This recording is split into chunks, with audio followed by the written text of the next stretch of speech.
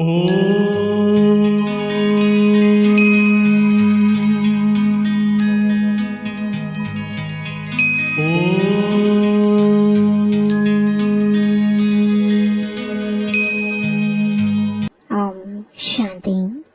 Double Om Shanti. Double कैसे है, यह तो तुम बच्चों की ही बुद्धि में है। बाप भी बच्चों को ही बैठ समझाते हैं। पहले तो बाप का निश्चय होना चाहिए, क्योंकि यह बाप भी है, टीचर भी है, गुरु भी है।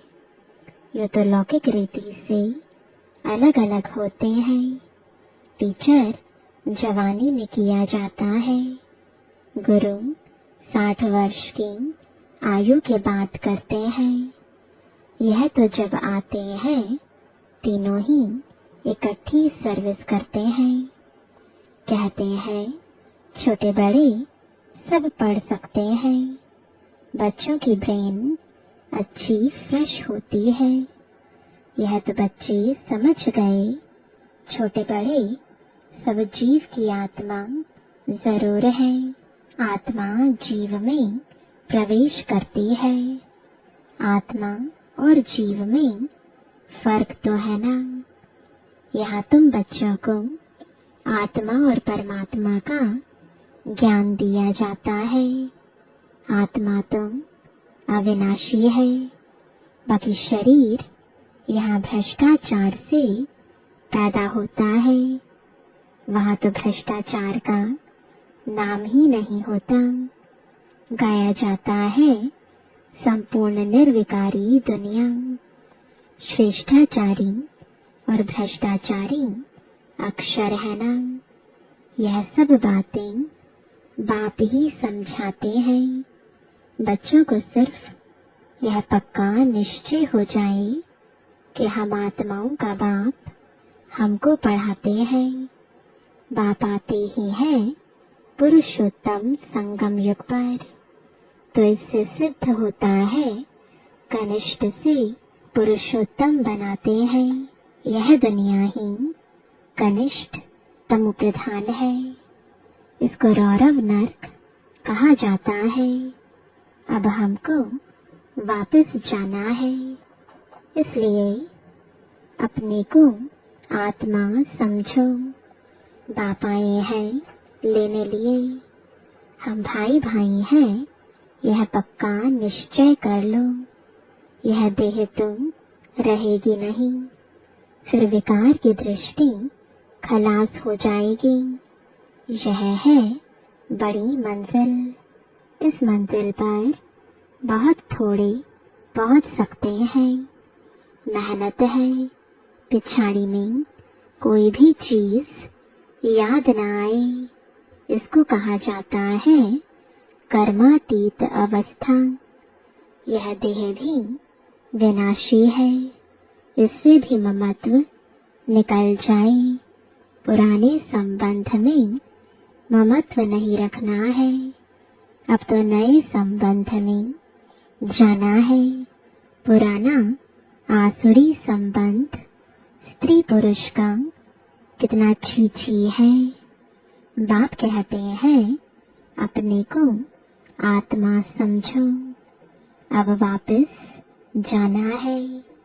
आत्मा आत्मा समझते रहेंगे तो फिर शरीर का भान नहीं रहेगा। स्त्री पुरुष की कशिश निकल जाएगी। लिखा हुआ भी है अंतकाल जो स्त्री सिमरे, ऐसे चिंतन में जो मरे। इसलिए कहते हैं अंतकाल गंगा जल मुख में हो, श्री कृष्ण की याद हो। भक्ति मार्ग में तो श्री कृष्ण की याद रहती है। श्री कृष्ण भगवान वाच कह देते हैं। यहाँ तो बाप कहते हैं देह को भी याद नहीं करना है। अपने को आत्मा समझो और सब तरफ से दिल हटाते जाओ। सभी संबंधों का प्यार एक में जैसे सैक्रीन हो जाता है। सबका मीठा और फिर सबका माशूक भी है। माशूक एक ही है, परंतु भक्ति मार्ग में नाम कितने रख दिए हैं। भक्ति का विस्तार बहुत है। यज्ञ, तप, दान, तीर्थ, व्रत करना, शास्त्र पढ़ना, यह सब भक्ति की सामग्री है। ज्ञान की सामग्री तो कुछ भी है नहीं। यह भी तुम नोट करते हो समझाने के लिए, बाकी तुम्हारे कागज आदि कुछ भी रहेंगे नहीं।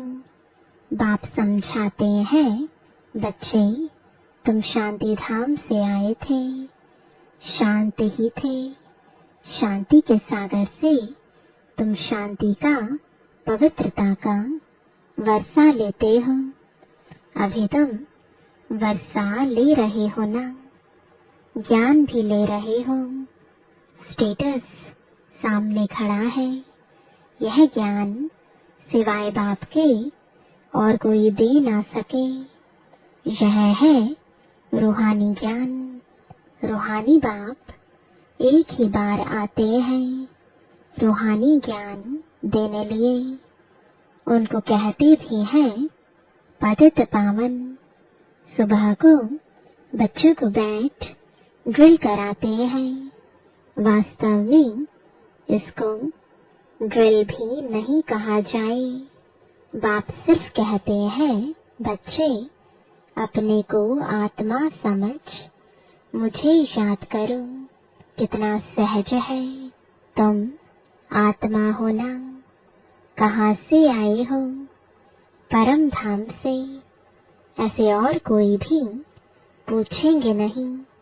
पारलौकिक बाप ही बच्चों से पूछते हैं, बच्चों परम धाम से आए हो ना।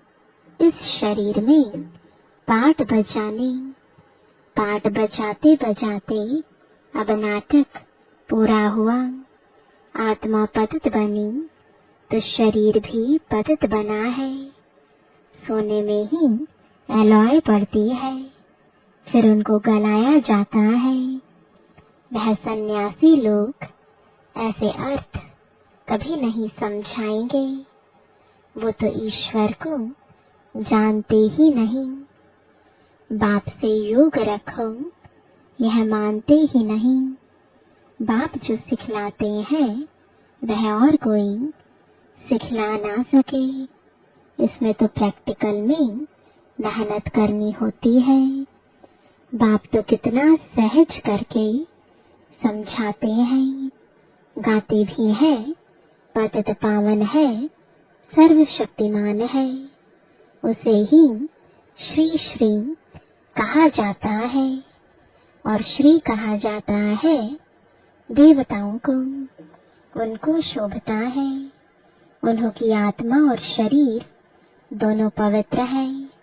आत्मा को तो कोई निर्लेप कह ना सके।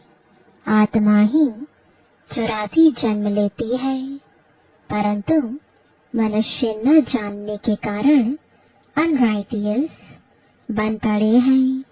एक बाप ही आकर राइटियस बनाते हैं। रावण अनराइटियस बनाते हैं। चित्र तो तुम्हारे पास है, बाकी ऐसा 10 शीश वाला रावण कोई होता नहीं। सतयुग में तुम रावण है नहीं, यह तो क्लियर है। परंतु जो सुनने वाले होंगे वह कहेंगे यहाँ का सैपलिंग है। कोई थोड़ा सुनेंगे, कोई बहुत भी सुनेंगे। भक्ति मार्ग का देखो विस्तार कितना है।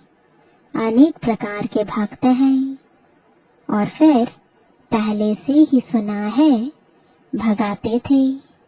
श्री कृष्ण के लिए भी कहते हैं ना, भगाया। फिर ऐसे श्री कृष्ण को प्यार क्यों करते हैं, पूजते क्यों हैं? तो बाप बैठ समझाते हैं, श्री कृष्ण तुम फर्स्ट प्रिंस है। वह तो कितना बुद्धिमान होगा, सारे विश्व का मालिक क्या कम बुद्धिमान होगा। वहां उन्हों को वजीर आदि होते नहीं, राय लेने की दरकार नहीं। राय लेकर तुम संपूर्ण बना है, फिर राय क्या लेंगे। तुमको आधा कल्प कोई की राय नहीं लेनी होती है। स्वर्ग और नर्क का नाम भी सुना है, यह तो स्वर्ग हो ना सके। पत्थर बुद्धि है जो समझते हैं यहाँ हमको धन है, महल आदि सब है, यही स्वर्ग है। परंतु तुम जानते हो स्वर्ग तो है नई दुनिया। स्वर्ग में तो सब सदगति में होते हैं, स्वर्ग नर्क इकट्ठा थोड़े ही होगा। स्वर्ग किसको कहा जाता है, उसकी आयु कितनी है, यह सब बाप ने तुम्हें समझाया है। दुनिया तो एक ही है, नई को सतयुग, पुरानी को कलयुग कहा जाता है। अब भक्ति मार्ग खलास होना है, भक्ति के बाद चाहिए ज्ञान। सभी जीवात्माएं पाठ बजाते बजाते पतित बनी है, यह भी बाप ने समझाया है। तुम सुख जास्ती पाते हो, 3/4 है सुख, बाकी 1/4 है दुख। इसमें भी जब तुम प्रधान हो जाते हैं तब दुख जास्ती होता है। आधा आधा हो तो मजा ही कैसे हो। मजा तब है जबकि स्वर्ग में दुख का नाम निशान नहीं रहता। तब तो स्वर्ग को सब याद करते हैं। नई दुनिया और पुरानी दुनिया का यह बेहद का खेल है, जिसको कोई जान नहीं सकता। बाप भारतवासियों को ही समझाते हैं, बाकी जो सब है वह आधा कल्प में ही आते हैं। आधा कल्प में हो सिर्फ तुम सूर्यवंशी चंद्रवंशी, तुम पवित्र रहते हो, इसलिए तुम्हारी आयु बड़ी रहती है और दुनिया भी नई है। वहाँ एवरीथिंग न्यू है। अनाज, पानी, धरनी आदि सब नया। आगे चलकर तुम बच्चों को सब साक्षात्कार कराते रहेंगे कि ऐसे ऐसे होगा। शुरू में भी हुए, फिर पिछाड़ी में भी होने चाहिए। नजदीक आएंगे तो खुशी होती रहेगी। मनुष्य बाहर देश से अपने देश में आते हैं तो खुशी होती है ना। कोई बाहर में कहाँ मरते हैं तो उनको एरोप्लेन से भी अपने देश में ले आते हैं। सबसे फर्स्ट क्लास पवित्र से पवित्र धरनी भारत है। भारत की महिमा को तुम बच्चों के सिवाय और कोई जानते ही नहीं। वंडर ऑफ दी वर्ल्ड है ना, उसका नाम है स्वर्ग। वह जो वंडर्स दिखाते हैं वह है सब नर्क के। कहाँ नर्क के वंडर्स, कहाँ स्वर्ग के। रात दिन का फर्क है। नर्क के वंडर्स भी बहुत मनुष्य देखने जाते हैं। कितने ढेर मंदिर हैं, वहाँ तो मंदिर होते नहीं, नेचुरल ब्यूटी रहती है। मनुष्य बहुत थोड़े होते हैं, सुगंध आदि की भी दरकार नहीं रहती है। हर एक को अपना अपना फर्स्ट क्लास बगीचा रहता है, फर्स्ट क्लास फूल होते हैं। वहाँ की तो हवा भी फर्स्ट क्लास होगी। गर्मी आदि कभी तंग नहीं करेगी। सदैव बहारी मौसम रहेगा। अगरबत्ती की भी दरकार नहीं। स्वर्ग का तो नाम सुनते ही मुख पानी होता है। तुम कहेंगे ऐसे स्वर्ग में तो झट पहुंचे, क्योंकि तुम स्वर्ग को जानते हो। परंतु फिर दिल कहती है अभी तो हम बेहद के बाप के साथ हैं, बाप पढ़ाते हैं। ऐसा चांस फिर थोड़े ही मिलेगा। यहाँ मनुष्य मनुष्य को पढ़ाते, वहाँ देवताएं देवताओं को पढ़ाएंगे। यहाँ तो बाप पढ़ाते हैं, रात दिन का फर्क है। कितनी खुशी होनी चाहिए। 84 जन्म भी तुमने लिए हैं। तुम ही वर्ल्ड की हिस्ट्री ज्योग्राफी को जानते हो कि हमने तो अनेक बार यह राज्य लिया, फिर रावण राज्य में आए। अब बाप कहते हैं तुम एक जन्म पवित्र बनो तो 21 जन्म तुम पावन बन जाएंगे। क्यों नहीं बनेंगे? परंतु माया ऐसी है, भाई बहन की भी दाल नहीं गलती, कच्चे रह जाते हैं। दाल गले तब जब अपने को आत्मा समझ भाई भाई समझो, देह का भान निकल जाए। यह है मेहनत, सहज भी बहुत है। कोई को कहेंगे बहुत डिफिकल्ट है तो उनकी दिल हट जाएगी। इसलिए इसका नाम ही है सहज याद। ज्ञान भी सहज है। 84 के चक्र को जानना है। पहले पहले बाप का परिचय देना है। बाप की याद से ही आत्मा की चंक उड़ जाएगी और पवित्र दुनिया का वर्षा पाएंगे। पहले बाप को याद करो। भारत का प्राचीन युग ही कहते हैं, जिससे भारत को विश्व की बादशाही मिलती है। प्राचीन कितने वर्ष हुए? तो लाखों वर्ष कहते, तुम जानते हो 5000 वर्ष की बात है। वही राजयोग फिर से बाप सिखला रहे हैं।